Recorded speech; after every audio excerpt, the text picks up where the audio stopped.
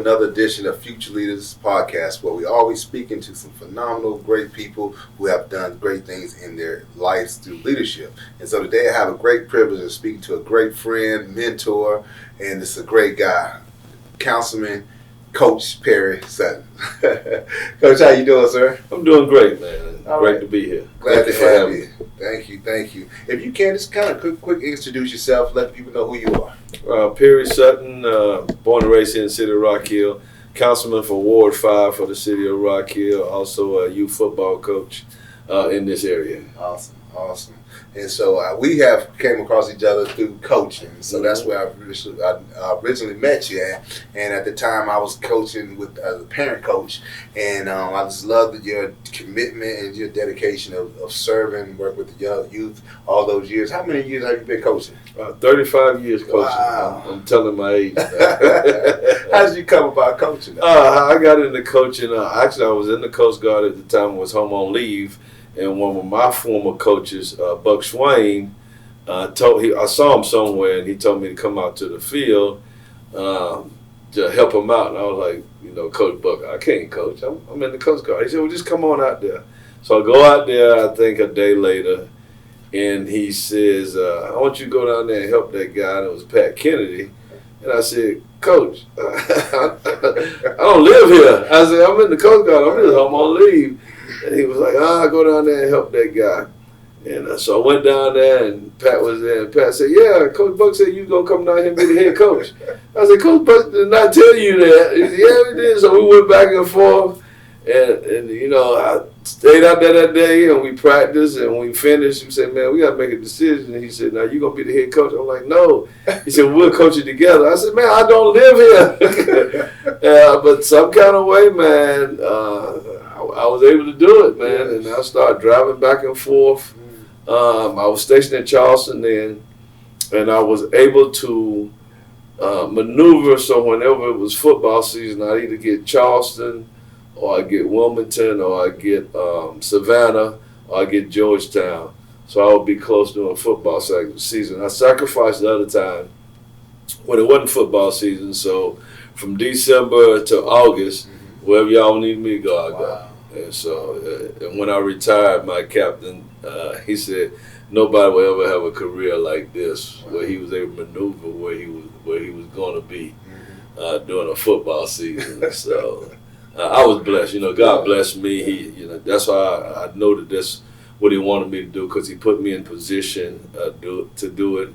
There was some days I was tired. I was like, man, I don't know how I'm going to do this. But of those 30-something years, I missed 2 games. One, I was on the West Coast and I could not get back from California.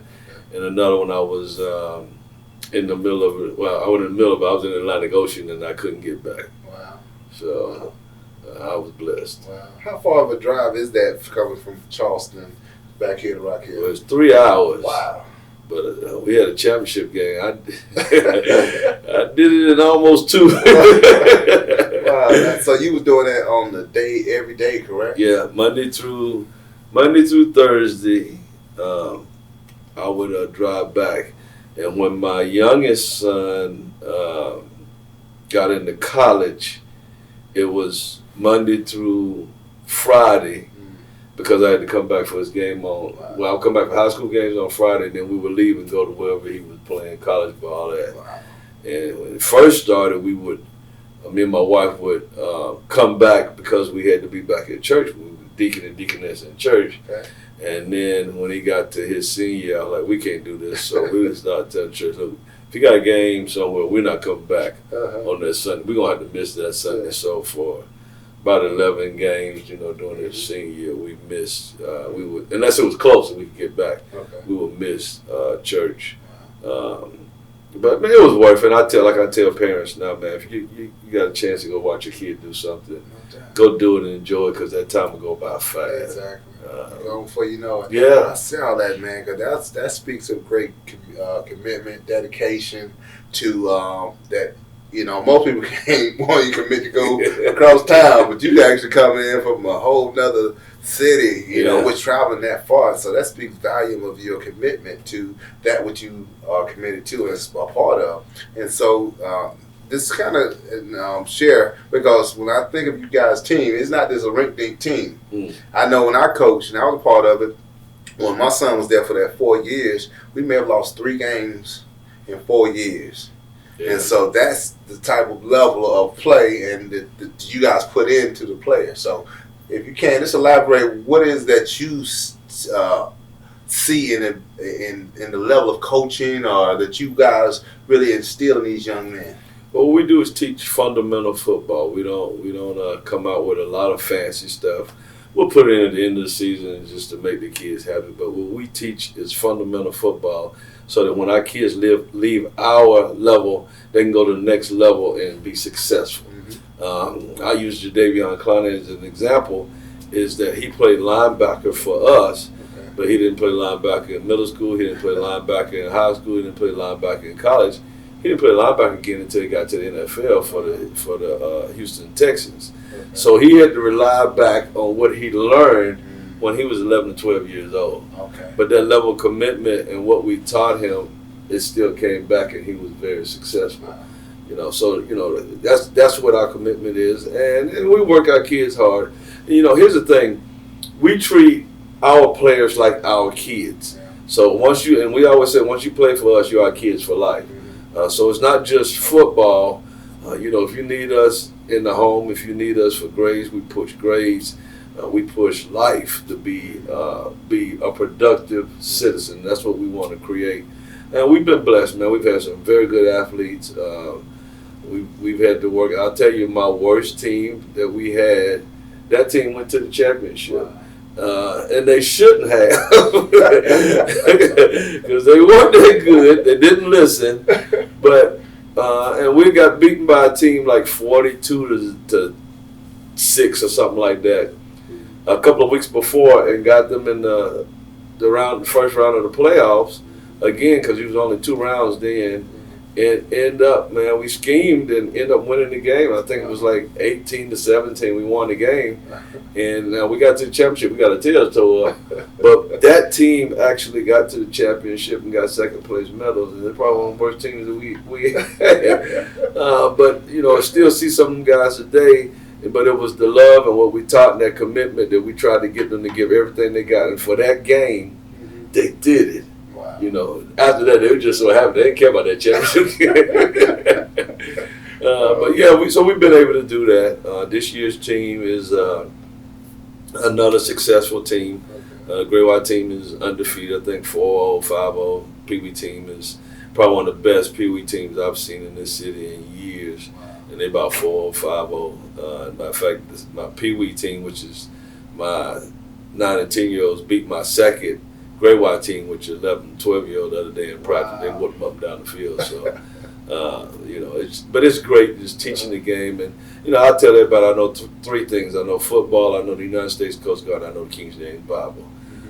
If you can talk to me about them 3 things, I can pretty much tell you some stuff about them.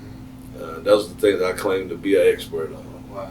Well, I want to kind of dive in, because one of the things I love that I can stand and be honest and say you guys definitely do that, is making sure that these young men are productive citizens.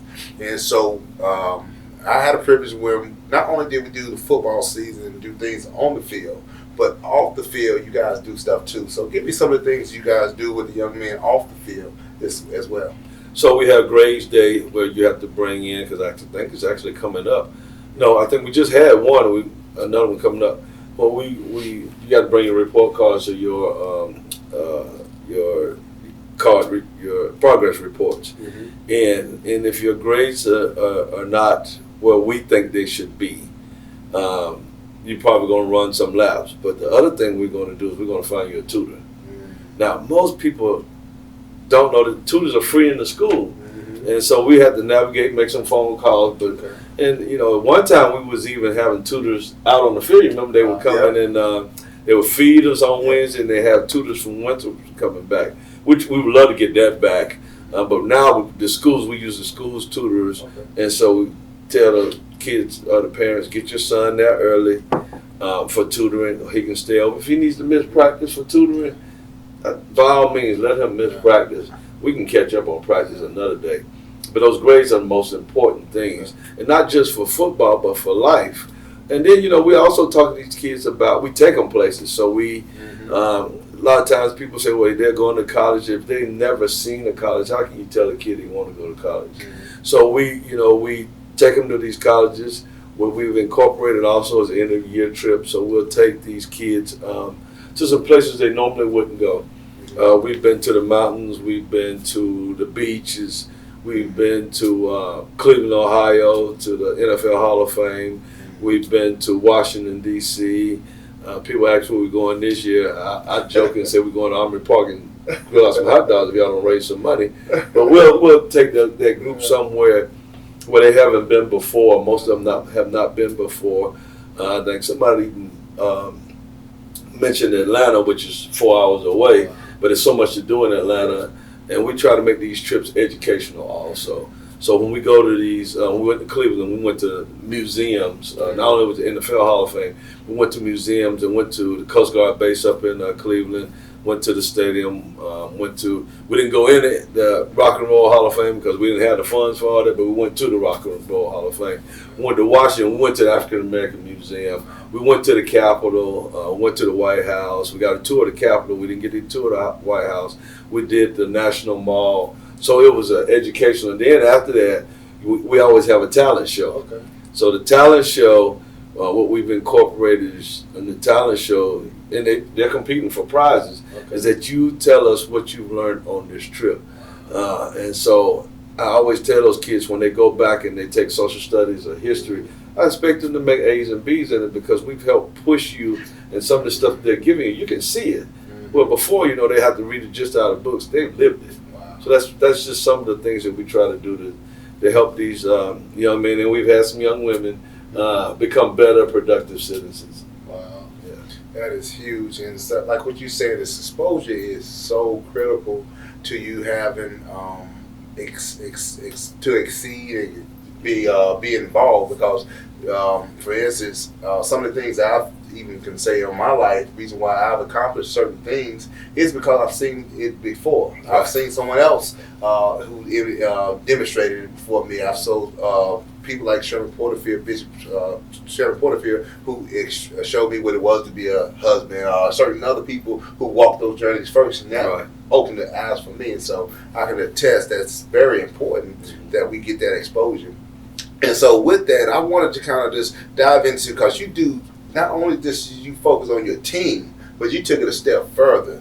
And I really was very much pleased to be a part of when you said, hey, we got these camps going on, but they charging all this money for these kids to come, man. Hey, you said this is something that you had a heart to do something different. Can you explain what you had in mind when you saw that and what you decided to do? Yeah, and the catalyst for it was Anthony Johnson, who, we've had kids, they'll come to us and say, Coach, I want to go to camp, or I'm raising money to go to camps. And so they come by, whether I was at home or if I was away, they go and I tell my wife to give them some money and to go to camps. Well, Anthony Johnson, he went to a camp, was in Florida, and came back and started bragging to the other kids that he had got money for the camp. So all the other kids started coming on like, wait a minute, we can't afford this. We have the football knowledge, we can do our own. So the first year, we decided to do a camp, and I still remember the picture that we put out on the flyer. It was that team that year, because I have all those flyers in my shop. Okay. But we did the flyer that year. We prepared for 40 kids. Had the water and everything.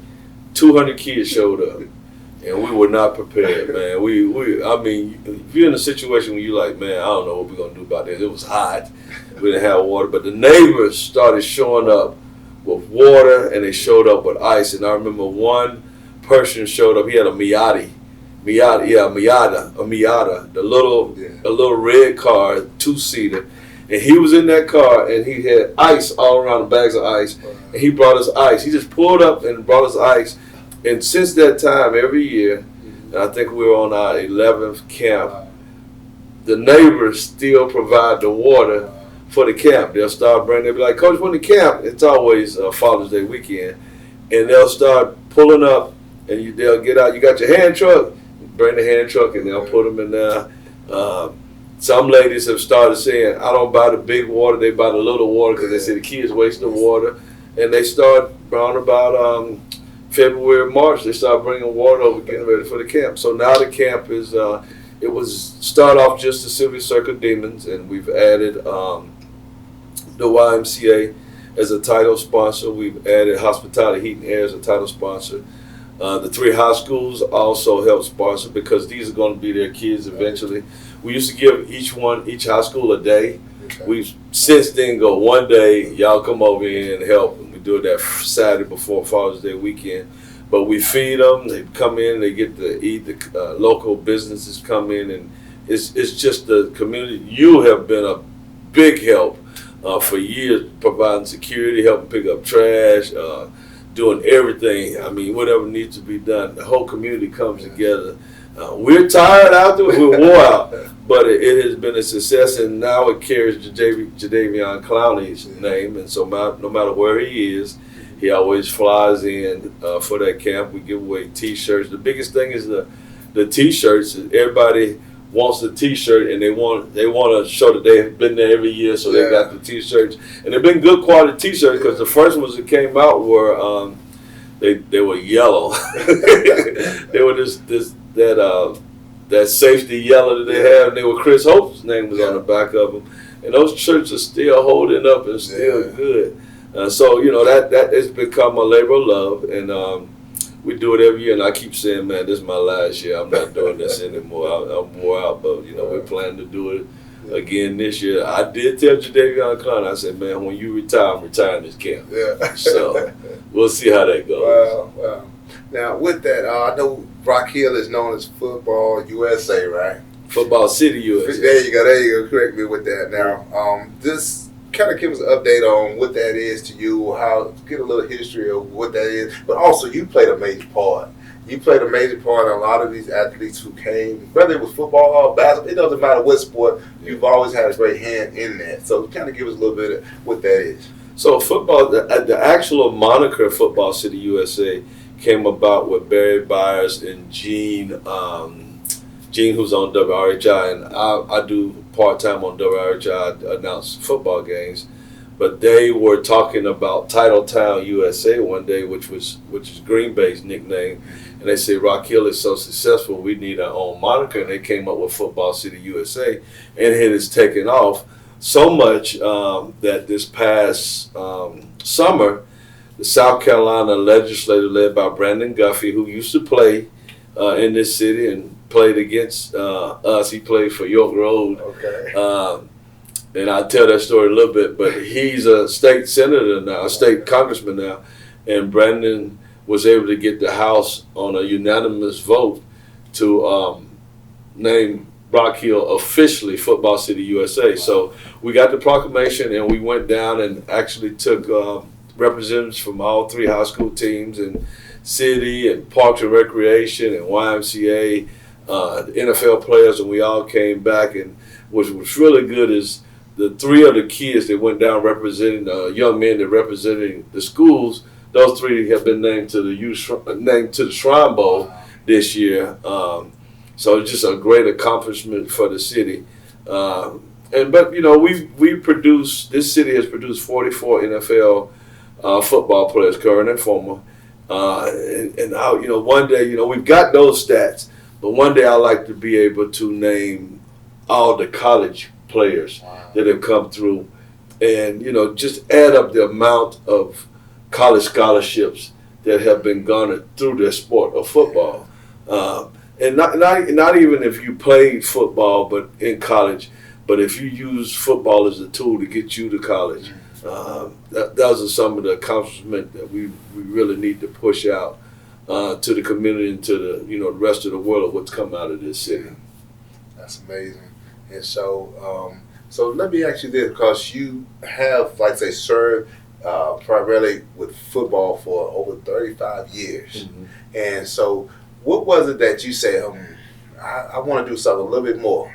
My plate already full, but let me put a little something else on it. What was it that you said, hey, this is not enough for me? What was that turning key that you wanted to involve yourself into getting involved as a city councilman? What was that turning point? Well, actually, the turning point happened 10 years ago when I was in Charleston in the Coast Guard, and I saw some of the politics of not only on the city stage but on the world stage.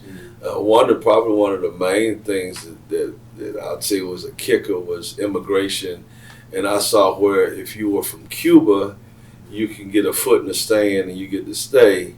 And I remember seeing Haitians come over and they were running all around Miami trying to stay. We have so many different laws. But then I also started looking at stuff from a city aspect, the stuff that was on the things that was on the south side. I didn't think that the south side of Rock Hill was being treated as the north side.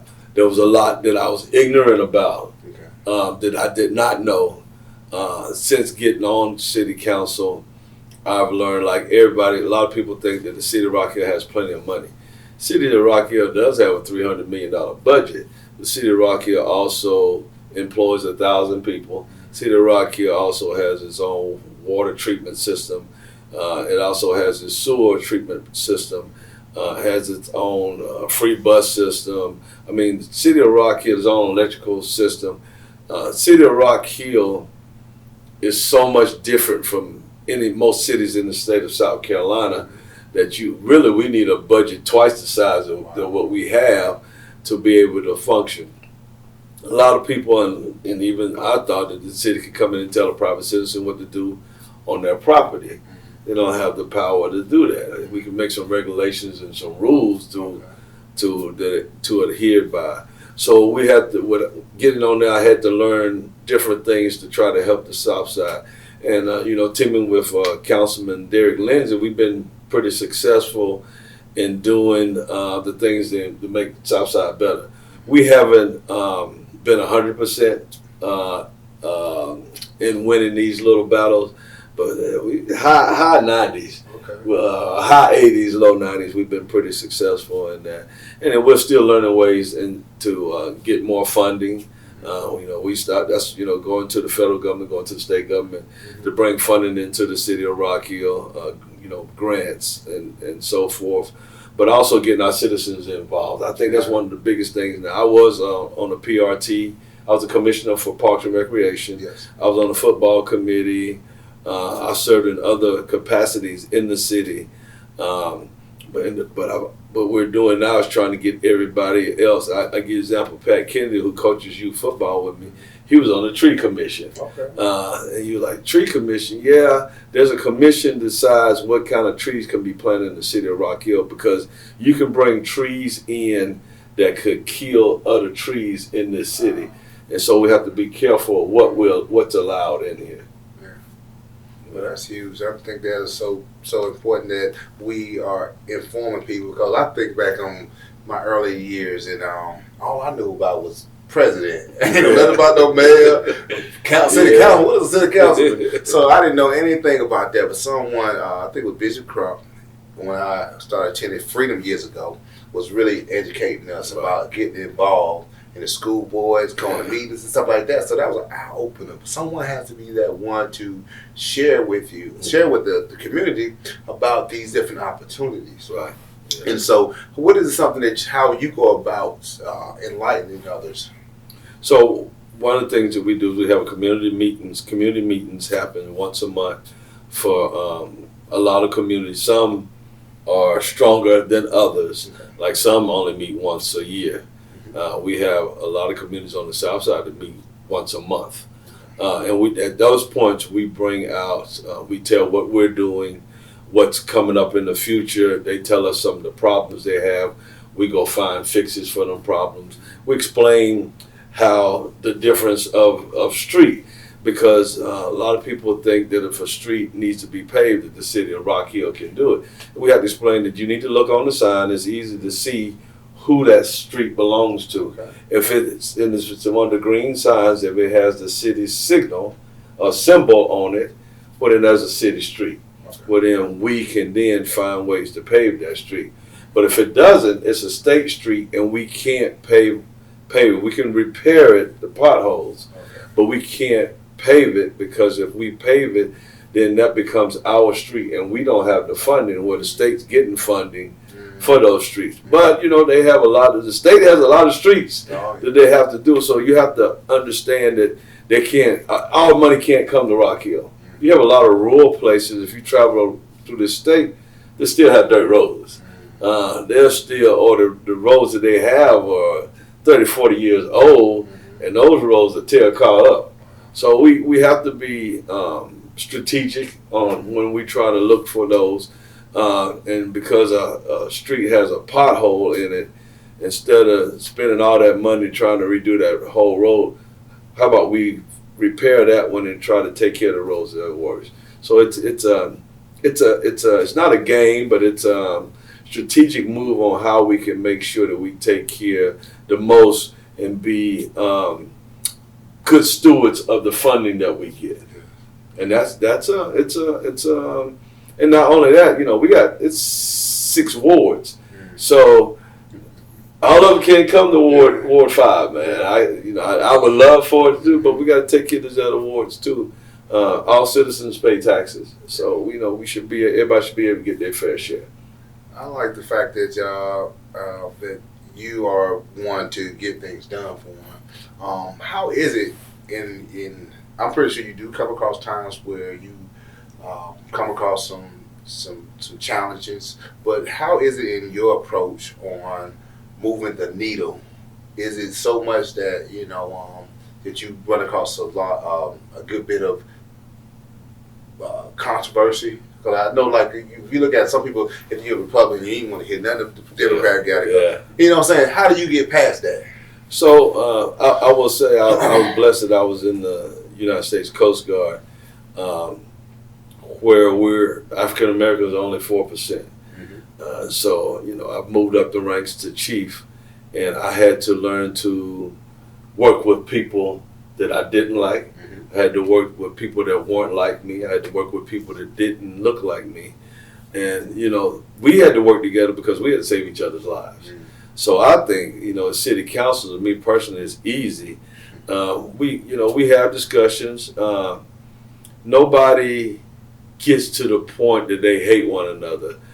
If we don't agree on something, we move on to the next thing. I always tell people, I listen to this song that said, there ain't no bad guy, there ain't no good guy. It's just you and me, and we just disagree. So just because we disagree on something does not mean that we're going to hate each other much longer. Okay, well, the vote, if you get 4 votes, you win. If I get 4 votes, we win.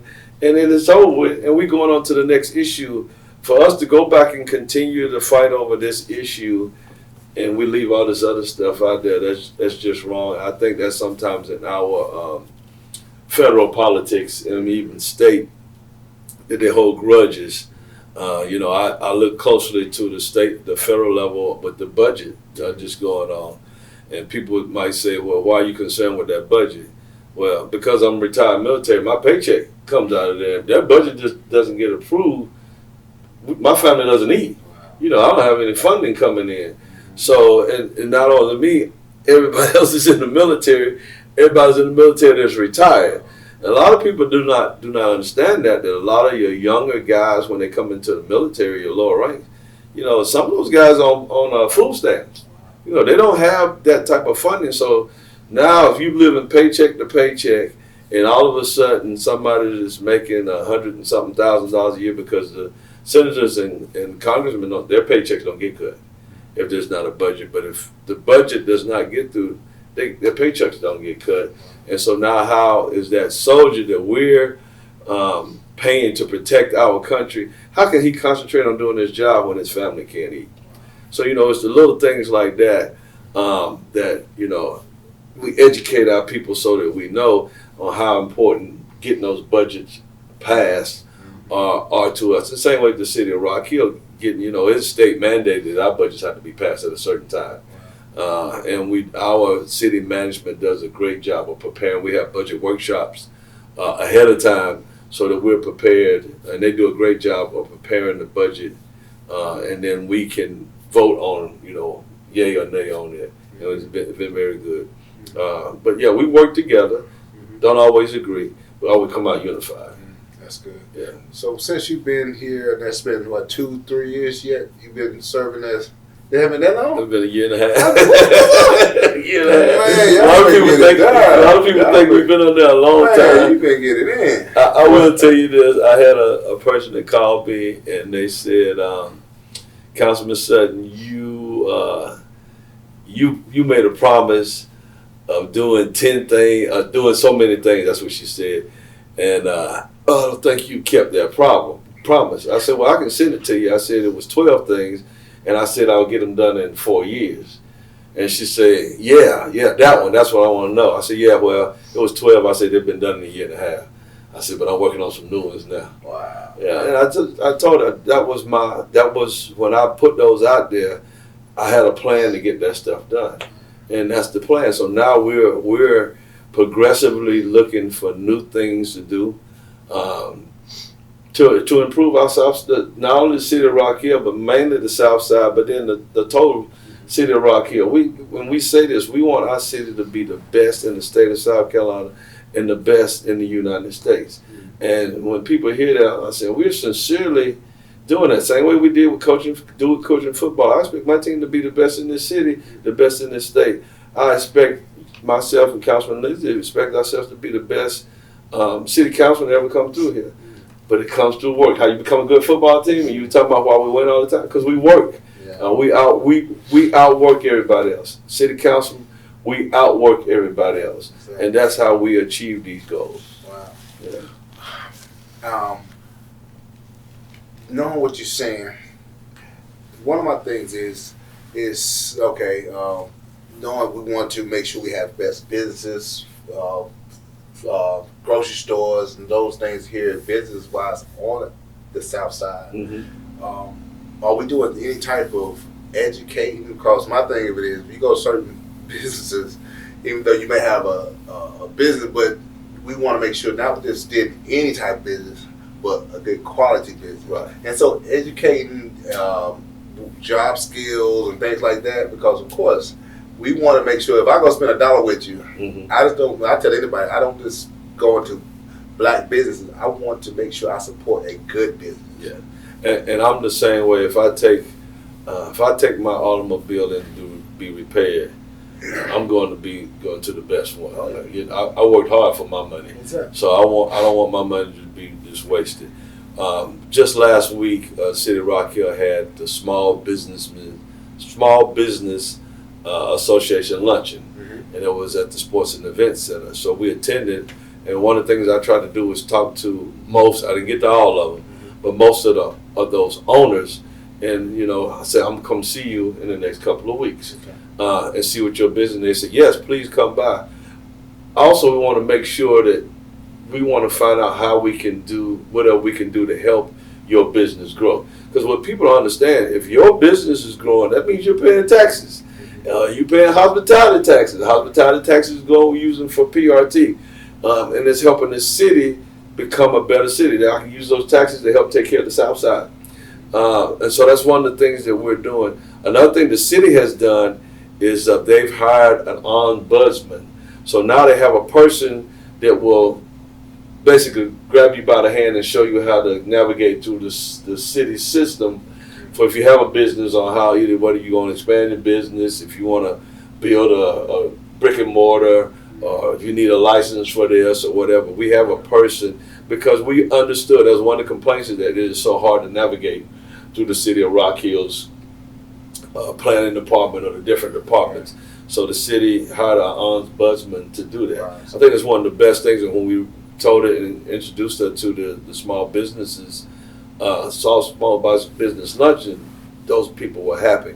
Another thing I asked the people, how did you find out about this? Because I want to make sure that more people are finding out about this luncheon, because that luncheon is giving out so much information. Now I did talk to some people this week, and I said, I didn't see you there. They said, yeah, I got the invite.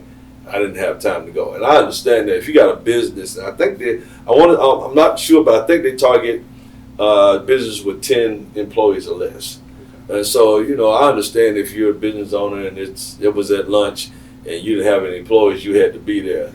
So, as a matter of fact, I asked this one guy. He said, "No, I just just flipped it off.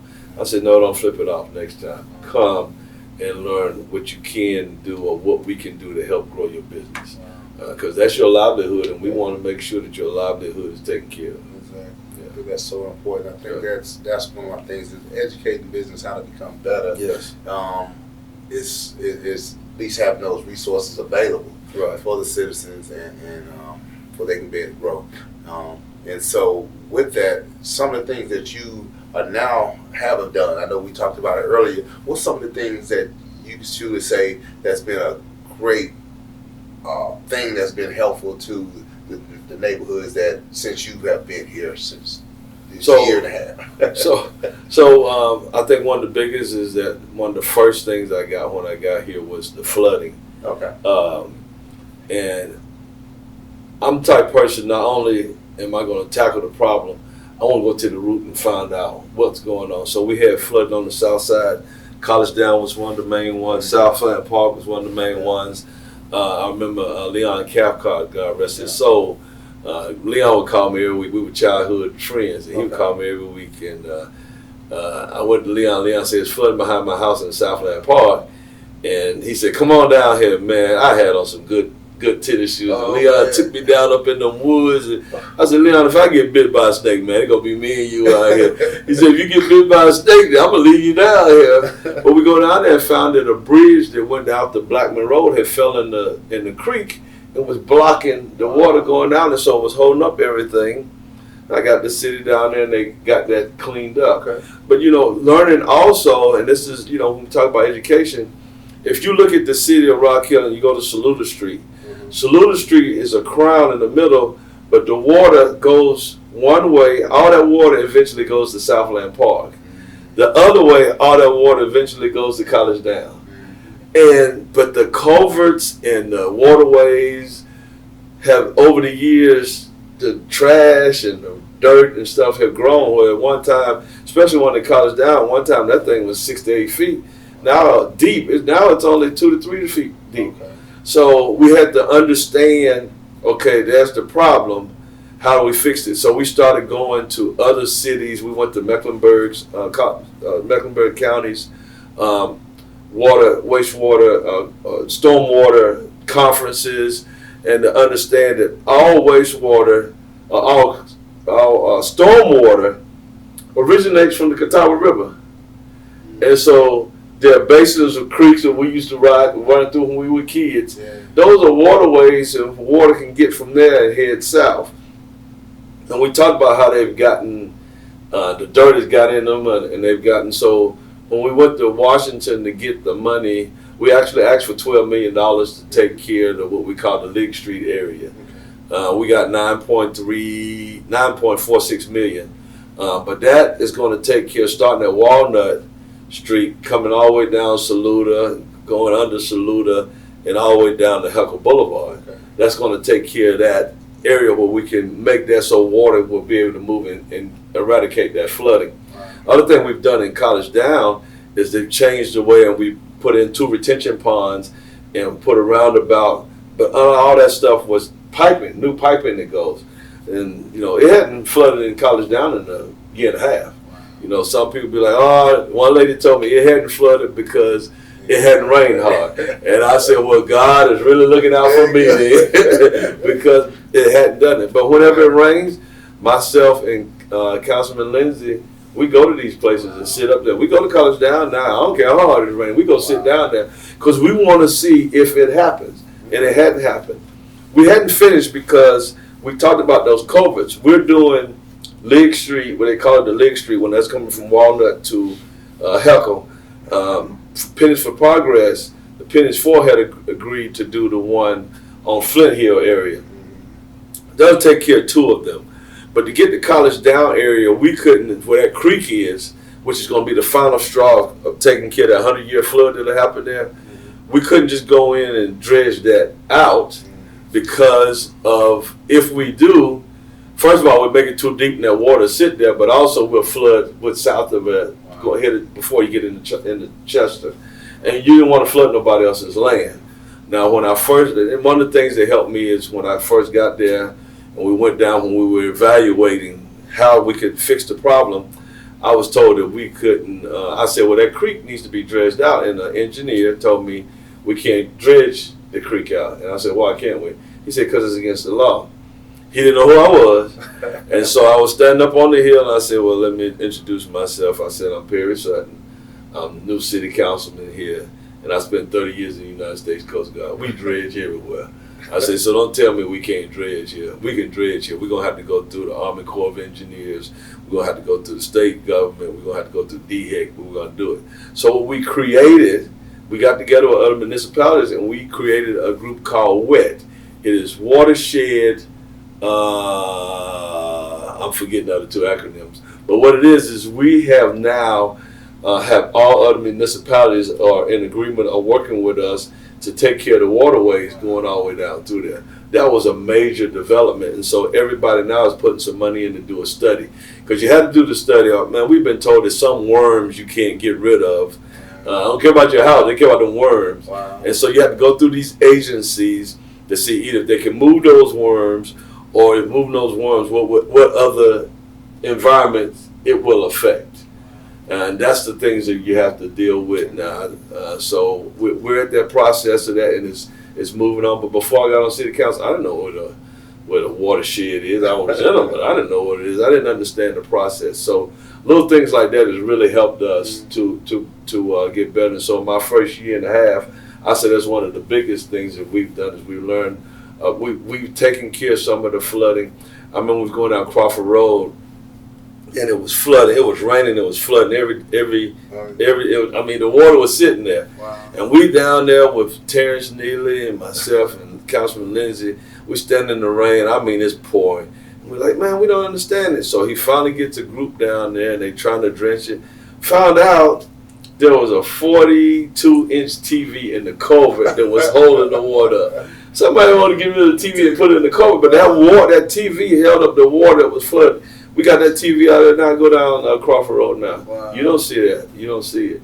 And so now the other part of it is getting the dredging on down Robinson Street and on back out. So the water will leave Crawford Road, go back over to the watersheds, and then eventually go down College Down. Wow. And that's some of the things that, when you educate people, they need to understand. Like, well, my house is flooding. Okay, why is it flooding? Yeah. It's not, we can go there and try to fix yours, but we need to find out why, and then take care of the bigger picture. Wow. And that's what we've been able to do. Okay.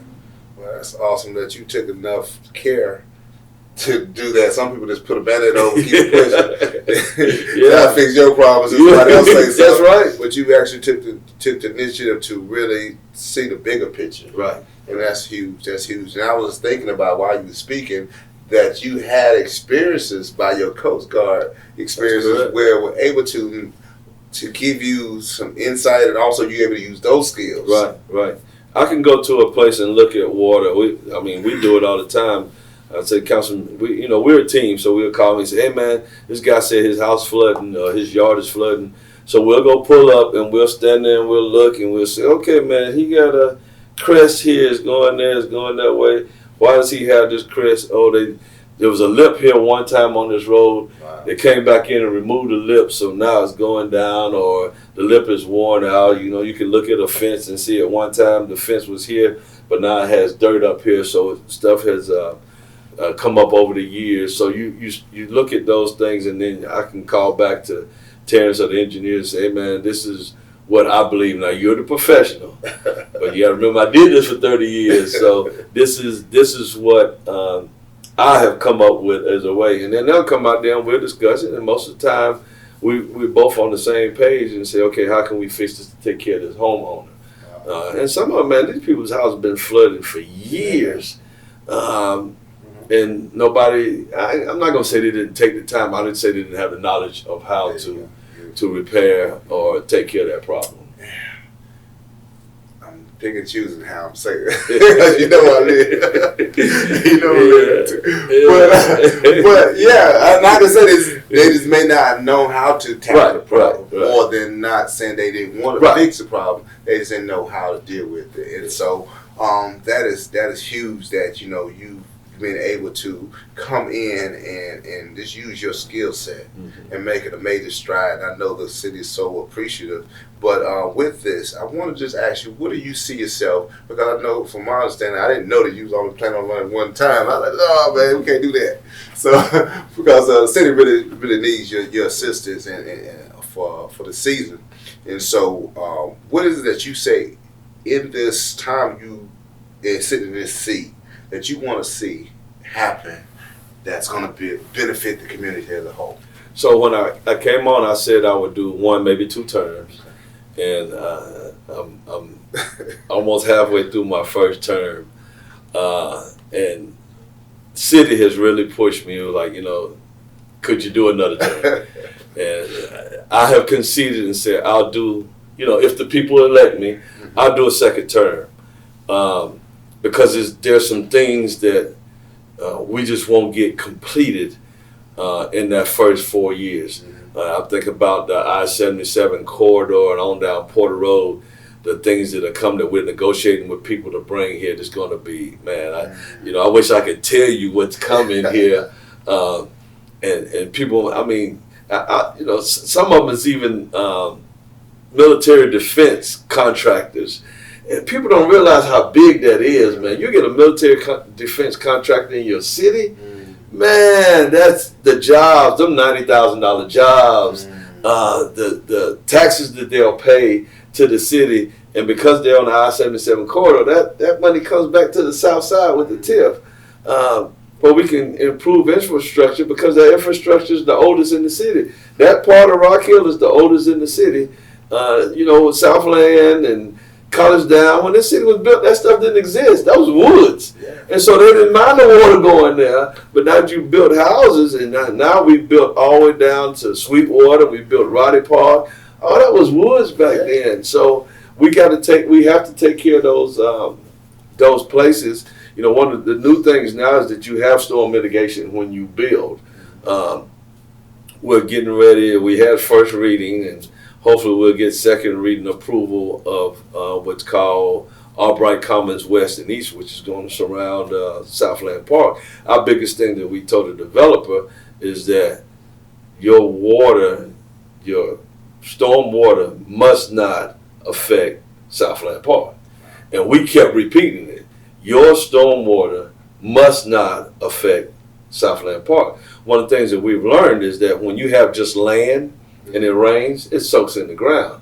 But once you build asphalt and you put concrete, that water has to go somewhere. So that's when you have to have strategically have stormwater mitigation, which is pools where it can come in and leach out at a certain amount, because we can't overload Southland Park with that. Southland Park wants that growth. Southland Park does not want your water coming in there.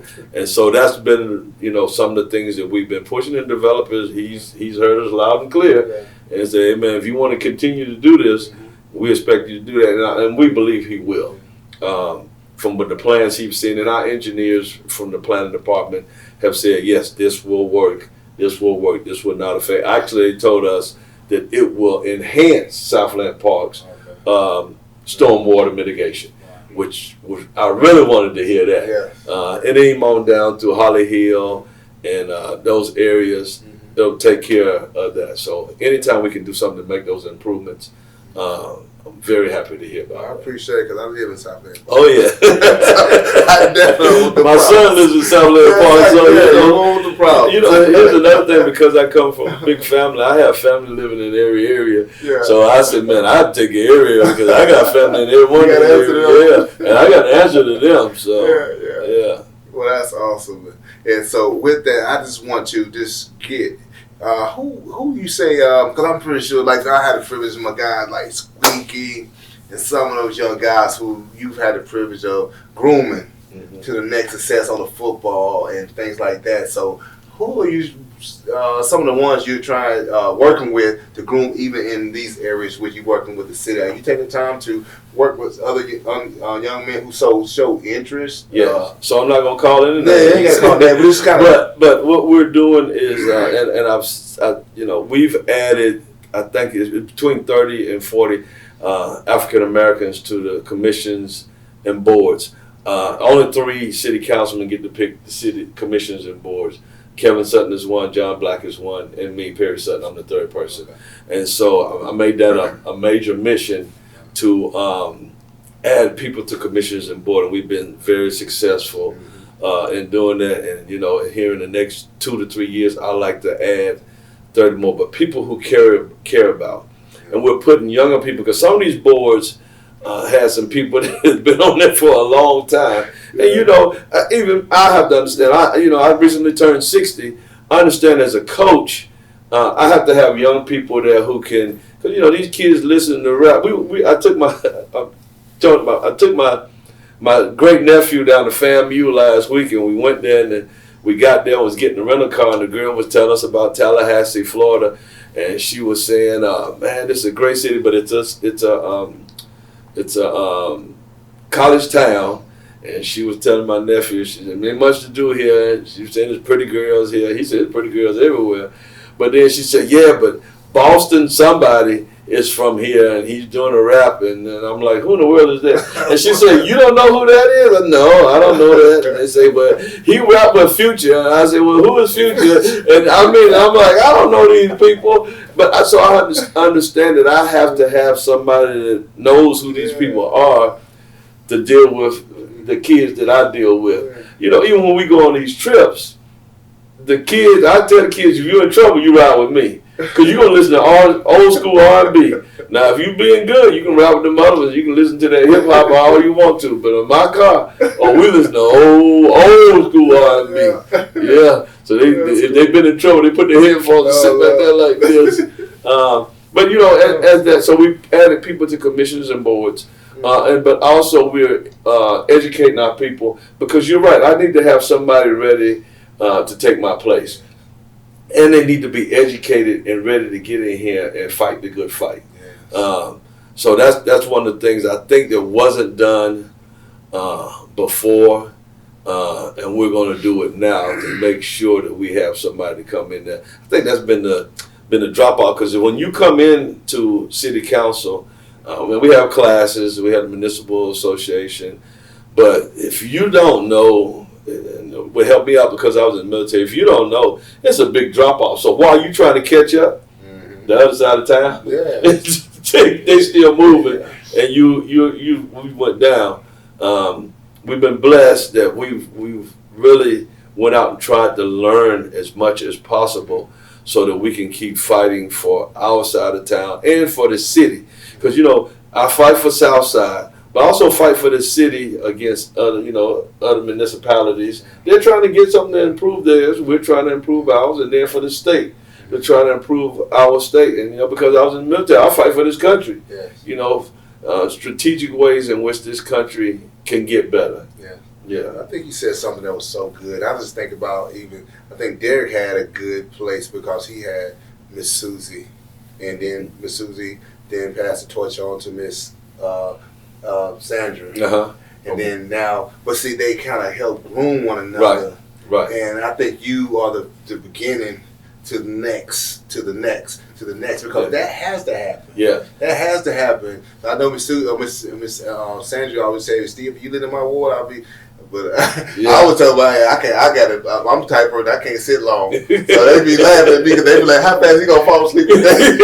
I feel to be knocked out. So I'm just I'm ready right there for that. Yeah. But the thing that I think that's so important, what you're doing, is to prepare someone else or others, get them in the game, getting them involved into something that can make the difference in the community. And so they can't start directly, but they can get on a committee, because I've been a part of a couple of committees in the past, and I was probably the youngest one in the room. And so they're like, wow, I was my mid-30s. And I was, so you got a lot of them, but I'm not saying it, but it's good to invite others to the table and inform them of how they can play and get involved, because they bring a lot of good skills. A lot of our youth now, they do texting and all this, and they do a lot of technology, which is really good to bring to the table, because that is needed. Yes, very much needed. And it helps us all when we can bring. You need. When I was running, one of the things that I was looking to do was start a group of young people that would be my advisors. Well, we adjusted it, and now we have the community relations, not community relations. We have community ambassadors. Okay. And where at first I wanted all young people, it now has people ranging, I think, from age 20 to 70 something. So what they're doing, and we're starting to meet with them, Councilmember Lindsay and I, what they will do is put out the message that we're getting to the South Side, but also educate our people. Because, you know, just the two of us, it's hard. I mean, we're somewhere every day. We go by schedules every evening. Like yesterday, say, all right, man, we're going to meet at Green Street reunion. And, you know, Councilman Lindsay had to go to another place that I decided not to go to, so I went to Midtown. And so we'll meet up at some, and we'll disperse and go to other ones to try to get that coverage to show that the people that we're coming, and also get information and find out what they need so we can come back together and collaborate to make us better. And so those are the ways that we, you know, try to get together. But now that we have those community ambassadors, they're going to help us get this information out. And so, like I said, we're in the process now of meeting that they've been selected, they've been trained. Okay. They brought a lady in from North Carolina, two ladies, and they came in and did training. We had a grant that paid for that. Okay. And so they got paid a little bit of money to do that. And now we're at the point where we're going to meet with them so then they can get out and get the word out to make, you know, Southside better. Not just us fighting for it. The more hands you have in there, the better we'll become. Man, that's awesome. Yeah. So if I was just, you would share with someone who's eager to get the ball rolling, mm-hmm. what would you give them some advice of how to get started in the community, whether it's in the space of coaching or if they just wanted to do something that they have a desire to? What would you encourage them to do? I would tell them to go on our commissions and board and see boards, City of Rock Hill website, and go to our commissions and board and see if something on there interests you. Mm-hmm. And it'll tell you what openings they have, it'll tell you when they have the openings. Okay. And then contact me and put your resume in. We'll go out to lunch one day where I get to understand what you care about and what you want to do, and we'll find a way to try to get you on these boards. Like if you want to get in coaching, you know, I'll go out and eat with anybody. Matter of fact, I've been eating too much, but we'll get together and we'll try to figure out ways to get you involved. Because, you know, I was telling a friend of mine in this city yesterday, man, there was so much going on. I don't care where you went. It was, man, it was like 10 to 15 different things that I was supposed to be at yesterday. And it's like that every weekend. It's like that just about every day in this city. We're such a progressive city, and there's so much going on here. If you're in this city and you can't find nothing to do, you don't want to have nothing to do. You know, we look at our parks, you know, myself and Councilman Lindsay, we ride our bikes at Riverwalk. Try to get in 2 or 3 a morning, in the mornings. And it's a lot of people to go out there and walk. And so now it's, you ride morning. You know, we've got to know all the people out there, you know, the faces. And we continue to do that. I mean, we got Cherry Park, you know. And here's another thing that's coming. The connectability when PRT is finished, and it's going to take some years, you're going to have connectability from Riverwalk all the way through downtown, all the way to the new park down on Heckle. Wow. You can get on there and walk without having traffic being a problem for you, or ride your bicycle all the way down. Matter of fact, we're doing a ride next Friday morning. It's part of Faith in Blue. Okay. And we're riding from Riverwalk to Fountain Park. Okay. I think we're starting at 7:30 from there, and we're riding, and it's October. So yeah, I think that's this week. That's this Friday. Okay. So if you want to get involved, come there. But if you want to get involved and you still hadn't found your niche, you can call me. You can email me, perry.sutton@cityrockhill.com. And we'll get together and we'll try to find a way to get your niche so you can find your, because everybody can contribute. Exactly. Everybody has been given a gift. We just need to find yours and get your way in, and everybody's going to help this city. Exactly. And I'm also speaking to those who may not be in Rock Hill, but something that just kind of tagging off what you said, but Bishop Jakes always said, he said like this: what bothers you is what you've been helped to call fix. Yeah. And so you just have to connect in that area. You don't have to go out there and start your own mentoring program, whatever that is, but you can actually, just like Google is the best tool now. You know, you can start Googling, you can start researching, find out what's going on in your community, and just offer your hand. Go and visit, go and connect with those who are doing it, and I'm pretty sure you will find something that you feel that you can add your supply to. So I just encourage you, the same as when you was invited to go down there. You actually wasn't invited; you was told you was gonna be the head coach. But once you went, it opened up a door. And I mean, it over the years, what we've grown to, and then it led to me with the State Youth Shrine Bowl.